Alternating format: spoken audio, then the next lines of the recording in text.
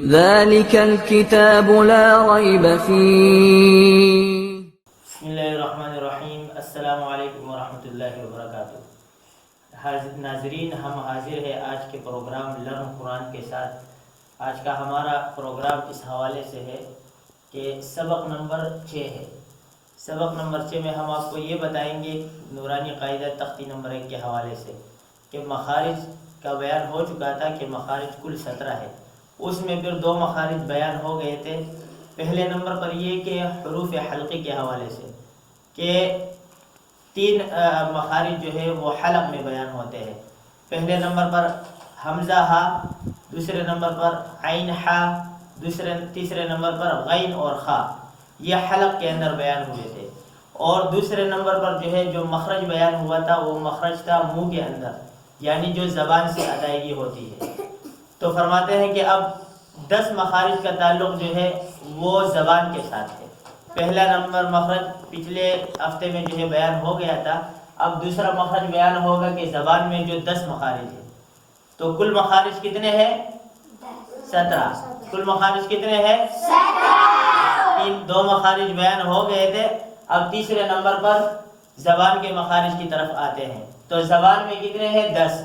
پہلے نمبر کا مخرج زا، سین اور صاد، چونکہ پچھلے ہفتے بیان ہو چکا تھا اور وہ سبق 1 ہفتہ مسلسل چل گیا. الحمدللہ امید ہے کہ تمام بچوں نے بخوبی یاد کیا ہوگا. اب اس سبق کی طرف آتے ہیں کہ زبان میں کتنے مخارج ہیں؟ 10. کتنے؟ 10. ہاں. پہلے نمبر پر ہے قاف، دوسرے نمبر پر ہے کاف. تو ان دونوں کا تعلق زبان کے ساتھ ہے. اب فرق اس میں یہ ہے کہ قاف کا مخرج کیسے ہے اور کاف کا مخرج کس طریقے سے اس کی ادائیگی ہے. تو دونوں کا مخرج چونکہ زبان ہے، لہذا اس زبان کے ساتھ اس میں فرق صرف یہ ہے کہ قاف کے مخرج کو اس طریقے سے ادا کریں گے کہ یہ ذرا موٹا ادا ہو، اور کاف کا مخرج جو ہے اس کو باریک کر کے ادا کریں گے. زبان کی جڑ کون سی ہے؟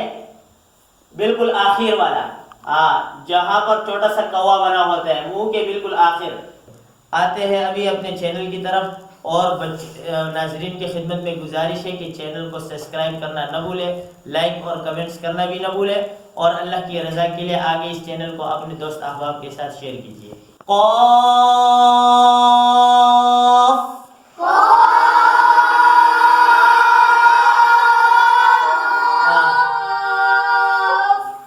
زبان کی جڑ کا آخر، زبان کی جڑ کہاں ہے؟ جو گلے کی طرف نیچے اتر رہا ہے، یہ زبان کی جڑ ہے. جب اس کا آخری حصہ اوپر کے تالو سے لگے تو اس سے ادا ہوتا ہے قاف. اسی طرح زبان کی جڑ کے آخر کا جو حصہ ہے اسی سے یہ کاف بھی نکلتا ہے، لیکن یہ منہ سے ذرا ہٹ کر ہوتا ہے. ٹھیک ہے. فرق صرف یہ ہے کہ قاف جو ہے وہ موٹا ہوتا ہے اور کاف جو ہے وہ باریک ادا ہوتا ہے. اب آتے ہیں کاف کی طرف. کاف.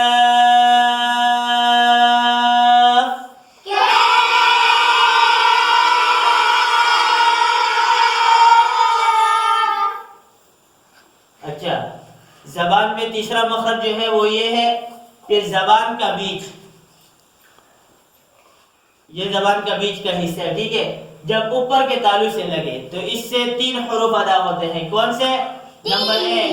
کتنے حروف ادا ہوتے ہیں؟ 3. کتنے حروف ادا ہوتے ہیں؟ 3. پہلے نمبر پر ہے جیم.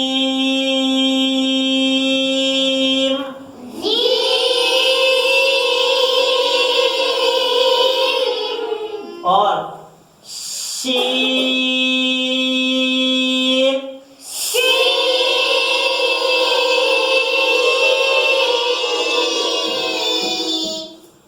یا. اس حرف کے اندر خصوصی احتیاط لازمی ہے. بعض بچے ان حروف کی ادائیگی میں یا کی ادائیگی میں غلطی کر جاتے ہیں. وہ اس حرف کو اس طریقے سے ادا کرتے ہیں جیسے کہ را کے اوپر جو 3 نقطے آ جاتے ہیں جس کو کہتے ہیں یا. تو اس طریقے کی ادائیگی سے بچا جائے، یعنی اس کو نرم بھی پڑھے اور اس کو اپنے مخرج کے مطابق ادا کرے. یا. جیم.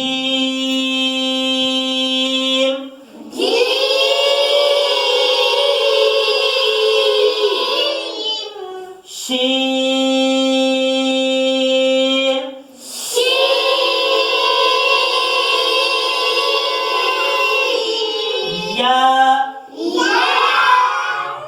دیکھو بچوں، آج کا ہمارا تختی نمبر 1 مکمل ہونے کے ساتھ ساتھ حدیث نمبر 12 بھی ہے۔ حدیث نمبر 12 میں جناب نبی کریم صلی اللہ علیہ وسلم نے فرمایا احب الاعمال الی اللہ ادومها وان قل۔ اللہ کے نزدیک سب عملوں میں وہ عمل زیادہ محبوب ہے جو ہمیشہ کا ہو، جو دائمی ہو، اگرچہ تھوڑا ہو۔ اس حدیث رسول میں پیغمبر علیہ السلام نے اپنی امت کو یہ پیغام دے دیا، یہ سبق دے دیا کہ تمام اعمال میں اللہ کو وہ عمل زیادہ محبوب ہے جو ہمیشہ کا ہو، اگرچہ تھوڑا ہو۔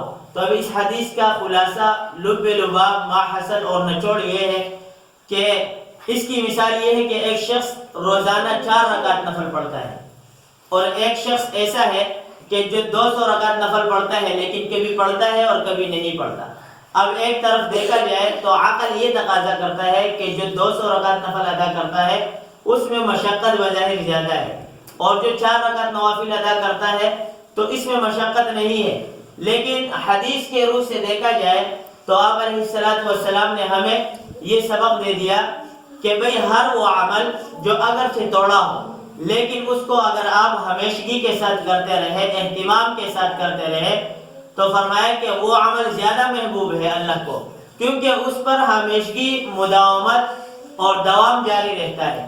جبکہ ایک طرف 200 رکعت نفل پڑھنے کے بعد اب انسان فرائض کو بھی چھوڑ دیتا ہے، تو فرمایا کہ وہ شخص جو فرائض کی ادائیگی کے ساتھ ساتھ مختصر سے اعمال کرتا ہے تو وہ اللہ رب العزت کی نظر میں وہ شخص زیادہ محبوب ہے بنسبت اس شخص کے جو زیادہ اعمال تو کرتا ہے لیکن آج کیا اور ایک ہفتہ 10 دن تک پھر وہ چھٹی پر رہا۔